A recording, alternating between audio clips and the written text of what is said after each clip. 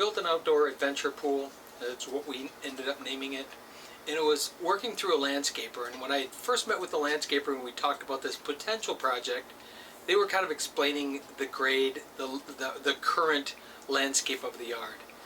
And we had gone through just some initial talks with them to even see if it was something that we were interested in. And it intrigued me.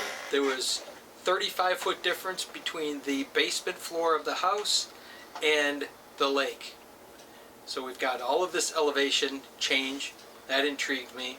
Then we talked about the types of features and functions that their homeowner had wanted, and it made sense to proceed from there. So we met then with the homeowner to just get a sense of if the project would even work for us anyway. And they started describing the things that they liked, the things that they wanted to see. Well, the landscapers had done a rough drawing of what they thought or where they thought the pool could be in this yard, and consider the elevation change. There was a lot of things that had to be worked out in terms of where it could go exactly. And their basic plan had some of the elements that made sense, but a lot of it was just huge retaining walls and not using the pool at all for the retaining part to create that elevation, help with the elevation change. So I'd seen their drawing, talked to the homeowner, what they were looking for, and what are some of the features they liked. They had liked a grotto, which we'd done in a pool before. They'd seen some pictures and some videos of that, and they liked that idea, didn't know how it would incorporate. So we took that basic drawing that we'd been given with a bunch of ideas that the homeowner had kind of thrown at us. Maybe this, maybe that, don't know if I like this, maybe I'd like that. And we ended up with the outdoor adventure pool. And basically what happened was the yard was going to be split into 3 levels. An upper tier coming out from literally their back sliding glass doors, an upper tier. We would drop roughly 13 feet or thereabouts, 12 feet to the next level. That would be my upper spa level, because what we decided to do was, in the design, was use the grade to our advantage. And why not use some of that elevation instead of having just all massive retaining walls to look at for the pool customer? Instead, it was how could we use the pool structure itself to retain part of the soil. And it turns out they wanted a grotto, so that worked into that hill, as well as a spa. So we raised the spa 7 feet above the pool. So at that first tier down was the spa level. 7 feet down from that is the main pool level.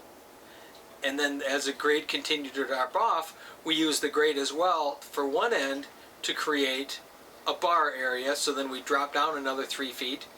So we had all of these levels from the spa, which was actually above that grade about 16 inches, down to the pool, then down to the bar. And there's this perfect spot in between.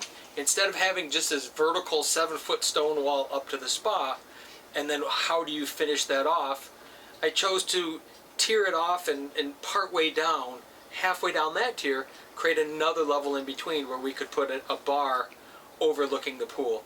So you can be at the spa level, you can be at the upper bar level, which is 4 feet below the spa, you could be at the pool level, or you could be at the 3 feet below pool level at the lower bar.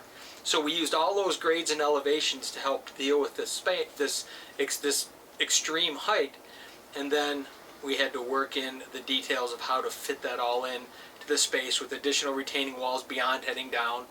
And then, of course, the biggest issue really was how do we fence this to pass code, to make it safe, create all of our railing systems. All of that had to be, as we went along, we literally had to build this thing up and plan for all of that. So it started from a pretty basic drawing plan of a pool to a pretty complex series of pours. We had to pump concrete and build from beneath the pool floor level up to that top of the spa level. So the spa is sitting on 12 feet of concrete, and next to the spa, literally below and next to the spa, is the grotto, so you can swim into the grotto. So that's got to be down 4 feet into the water and up as well. And so we played with all those elevations and then used the space to create waterfalls and things. So it was a pretty spectacular step-by-step process, and the overall project turned out really well.